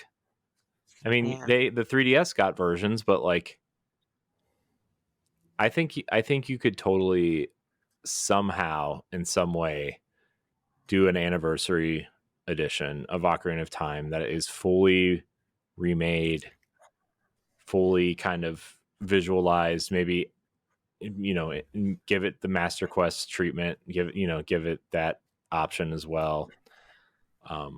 Maybe. I mean, you could also remake Majora's Mask and package them together because they're direct sequels or directly related to each other and put it out as some sort of anniversary collection. Mm-hmm. I'm telling you, I think they might do that. I hope. But other than the obvious examples, there are two podcasts that I've been listening to that have been literally going in chronological order of all the N64 games that released, and they've made me realize a bunch of things. I loved those games back then because I didn't know any better and I had no idea what I was doing, and I was renting them from Blockbuster, so I only had to deal with those games for a weekend. Going back and playing those games now mostly play like poo, and I feel like, hey, why don't you remake games that need the most remaking? And since everybody thinks 90s is retro, which I guess 90s is retro, that's kind of the decade, right? We're in, the beginning or whatever. So, hey, let's go. But again, it's not going to happen. It's got the NSO, and I think that's where it's just going to be. But. Yeah. Well, I don't know. I think a girl can dream. Right, Paxel? Give us some GBA stuff too, though, right? Like, I mean, give us some Minish Cap kind of remake in the style of like a Link's Awakening, or give us Metroid Zero Mission and Dread style. Man, could you imagine? Dude, my soul is not ready to fall out for that. Just even thinking about it. For me to answer this question, I'm just going to give 3 games, 1 per system. For N64, Mischief Makers. For GameCube, Eternal Darkness. For Wii, Muramasa the Demon Blade. That's it. Yeah, that's another game. I'm surprised never got some sort of HD treatment. Is Muramasa, the way that people love Vanillaware? I mean, Odin Sphere got one. Why can't Muramasa get one? And Odin Sphere was on PS2, one game that was super hard to find. I know, and Muramasa was on. I mean, it was technically on PSP, but like, why? Yeah, can't we get him? Yeah, I think Odin Sphere needed the remake because I think they was just like the frame rate was slow. I think it was like 15 to 10 frames per second for the game. Man, I'm of the mind that all these games should just be available everywhere all the time. Just give it to me. Let me buy it. I don't care where it is, what it's on. Just let me have it.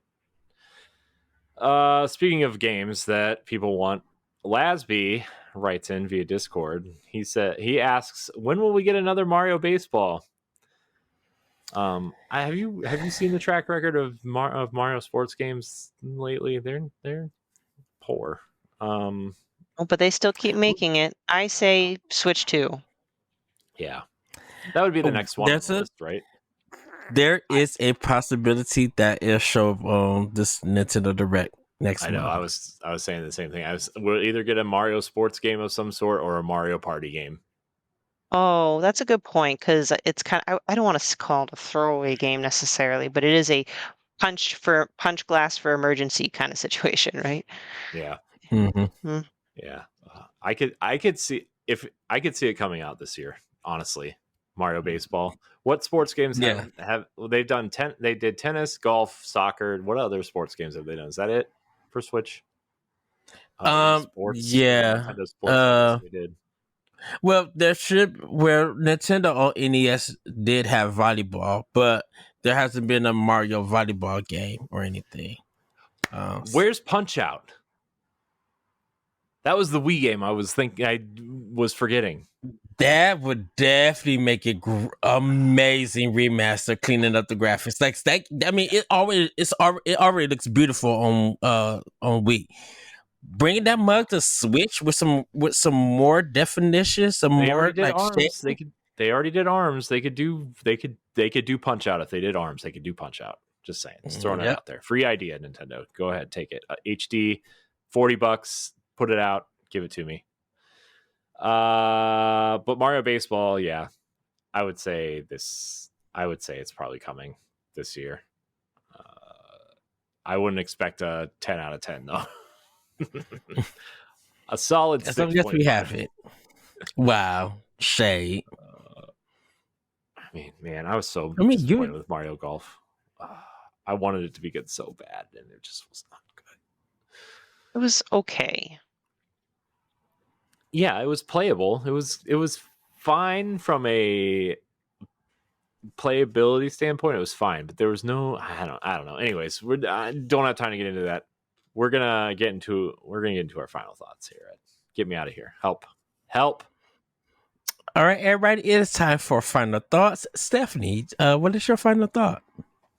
Well, my final thought initially, I put the note down, was for Nintendo opening a store in San Francisco because it wasn't listed on the doc. But I don't know if I really want to get into my thoughts on that. I might read an editorial for it. So can you get back to me on what my new final thought's gonna be? Sure. So my final thought is, we know that Nintendo did a acquisition. What was the name, Corey, of him? Shiver Studios in Miami. Shiver Florida. Studios. Yeah, and I know me and Corey has been talking about them kind of being like almost a porting house in a sense, and Nintendo's still going to allow them, even as they own them, to still do ports for other consoles like multi-platform and probably PC stuff. And my thing is, I think this is so cool. It's going to probably lead up to a lot of speculation for the successor of what games can be ported from Nintendo's, library of games that could show up on the successor that they can do. And it said that they do good work. So this was literally something exciting to see, and definitely from the Embracer Group, I didn't even know that Nintendo would even make something like that with a purchase. It seems like their little investments that they've been doing has really played off. So I'm excited to see what this new business adventure produces. And I wonder who else would Nintendo be buying in the future. Like I said earlier in our discussion, if they end up acquiring Miss Walker, that would be such a big powerhouse move for them. And of course, they wouldn't get Zelda, they wouldn't get Fire Emblem, but that even though Fire Emblem would, no, Fire Emblem got to stay with Koei Tecmo in the Tetris system. Um, I really wonder what RPG that Miss Walker will create and put on the Nintendo system, and will completely show the greatness of that developing company and everything. And I think that Nintendo got the money to pick them to buy them. So Mhm. I'm excited to see. I'm excited to see what this business venture produces. Corey, you want to take us out with your last final thought?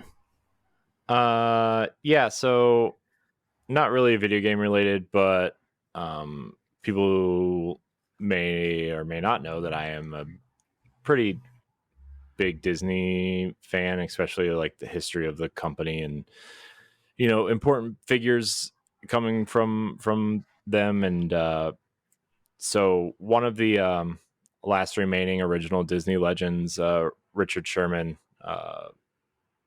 famous for writing like songs from Mary Poppins and Jungle Book and classic animated films. Also wrote a lot of the classic theme park attractions like Small World and Carousel of Progress, Great Big Beautiful Tomorrow, stuff like that. He passed away this week at the age of 95. Mm. He was part of the Sherman Brothers, which were, they were the part of Walt's inner circle. Like you always hear about the Walt's inner circle and the animators and the musicians that he kept really close to the chest.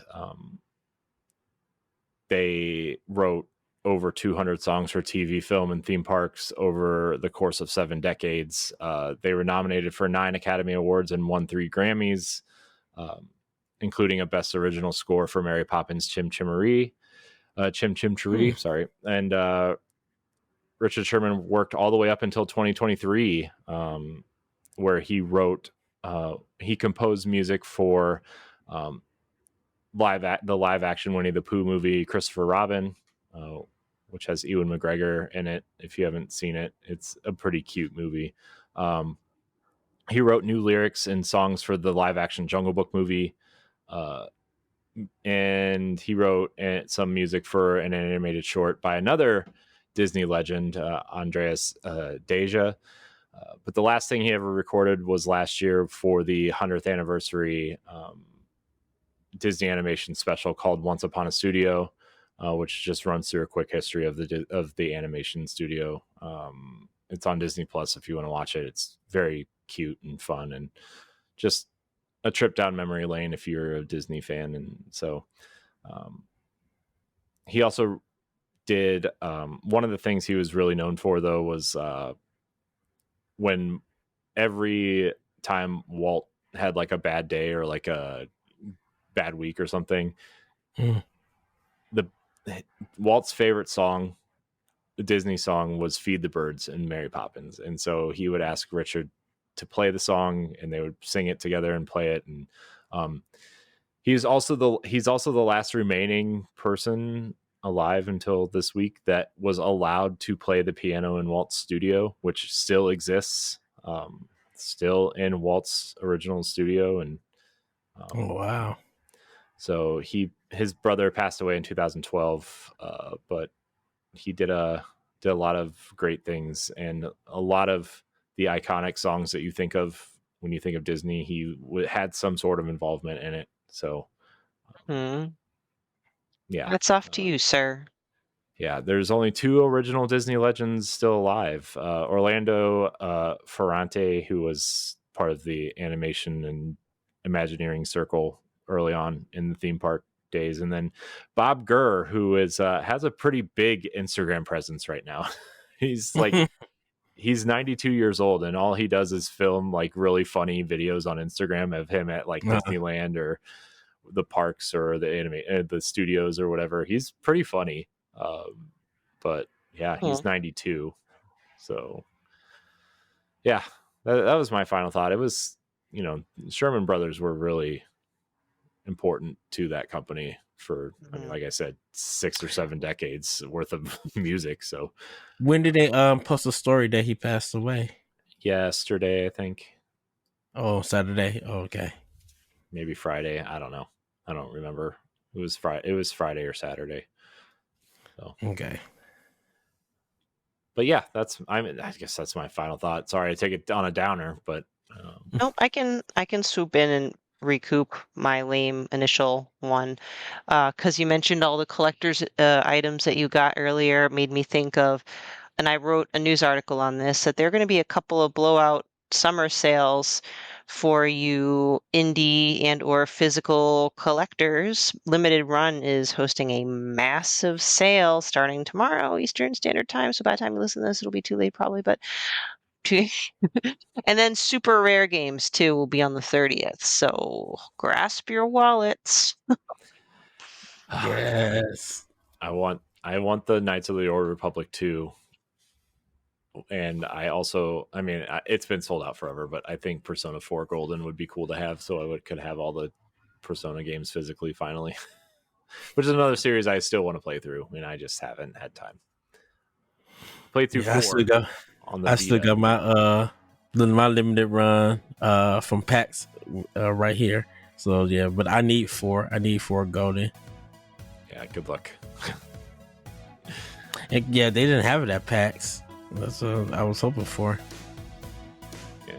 Someday I'll be in the area to go visit their store, but I need another reason. I can't go there just for that. Sure you can. I gotta save up my. It's in one of the Carolinas. Oh, well, that's too far. There you go. Anyway, What? shopping. Well, everybody, that's going to be it for Nintendo Pow Block. Stephanie, thank you for joining us. Corey, you know you my bro him. I love when you come on the show. Everybody, have a great week. When I come on the show every week. Well, yes. Everybody, have a great week. Have a great weekend. And we'll see you next time on Nintendo Pow Block. Bye, everybody. Woo! Bye. Goodbye. If you want to see how you can become a Patreon producer, head on over to patreon.com/BossRushNetwork. The Patreon producers for this month are Adriel Munger, Austin Campbell, Celeste Roberts, Christian S., Sana Deering, Francisco Santillan, Matthew Keel, and Todd Oxtra. Thanks for your continued support of the Boss Rush Network.